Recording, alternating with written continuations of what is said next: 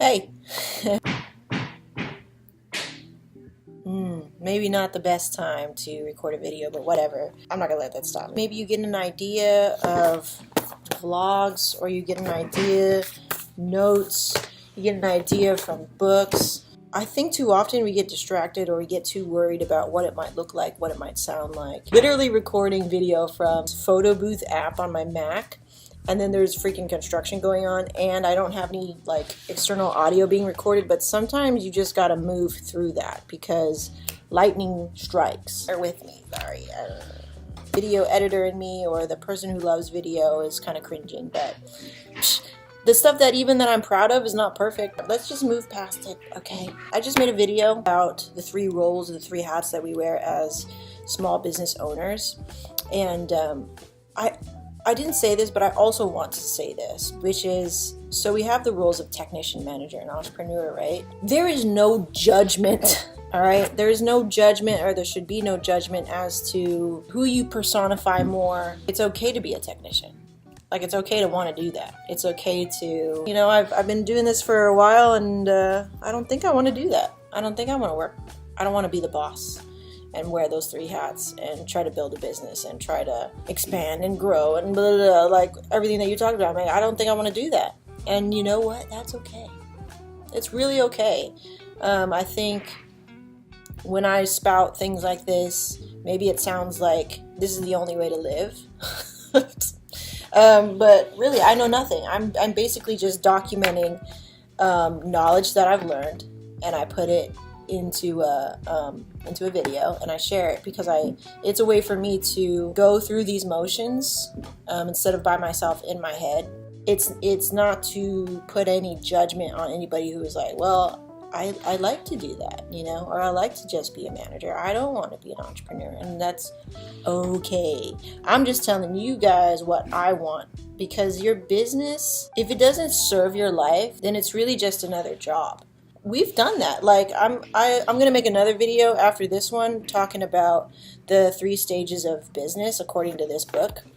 I just want to lay out for myself and where I want to go, and I want to make my goals really clear and share that with you, because then maybe you would be inspired to really lay out your own goals. Not to take on my goals, but to lay out your own, you know, and to get really clear about what you want. Like, I want my business to serve the lifestyle that I want. And I definitely want to be working from home in a home that I've designed and work for, with a partner that supports that and gets that. In the meantime, I actually have the mental space and capacity, because I've set it up this way. If you own a business, it should serve the life that you want. Everybody's definition of that should be different. Not only is different, but should be different. This is how I'm using this book, and I would love it if you were to pick up a book similar to this and have it affect maybe not even your business life. Like, I was talking to my cousin, she was like, dude, this is even advice for just life in general as a mom. And I was like, that's a really great way of looking at it. After 10 years of working like technicians in our business and thinking we were really established, like, oh, we're established, we know the ropes, and maybe we know some ropes, but we still weren't even close to reaching, especially for Kevin Levu Photography, we're not even close to reaching the adolescent phase.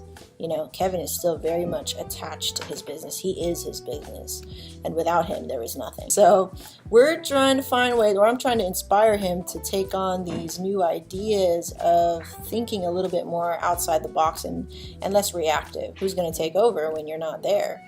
And we have some obvious answers, but it's not as obvious and as easy as it may appear. Everybody has their own way of doing things, and if you were to teach that to somebody else, that's a whole other story. That's all I have to say for this one. I think it's really important to be inspired and to let it give you fire and inspiration and stuff like that, and it makes you fight for the things that you want in your life. But when we fool ourselves and just do because so-and-so does it, you know, then I think that moves you away from what your goals are. And I'm saying, like, definitely let it inspire you. Definitely let it make you get up out of your chair and write something down and try to put down a plan for yourself. But there should always be a reason, and your own individual reason, your own individual why you're doing what you're doing. I think when you have a young mind about taking on new ideas, or you have a young mind about being coached or about being mentored,